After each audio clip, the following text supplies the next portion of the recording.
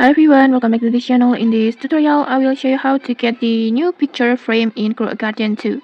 So early today, Grow a Garden 2 released a unique new decorations item that called Picture Frame Crate like this. This item will let you to display photo inside your garden, making your place look much more personalized. And to get it, you will need to visit the prop shops, this one, and then just talk to the NPC, and then in here just use this picture frame crate. This crate costs 350,000 cycles, which is definitely pretty expensive, so make sure to save up before trying to get one. And this picture frame is used in the similar way to the megaphone feature, that you will be able to enter an ID, the image ID, to display a photo inside the frame. But unfortunately, I can't show the full process in here because I don't have enough cycles yet to purchase this item myself.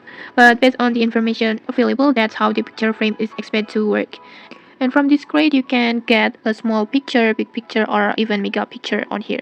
And okay, that's it. If you found this helpful, don't forget to like, comment, and subscribe for more tutorials. Thanks for watching, and see you!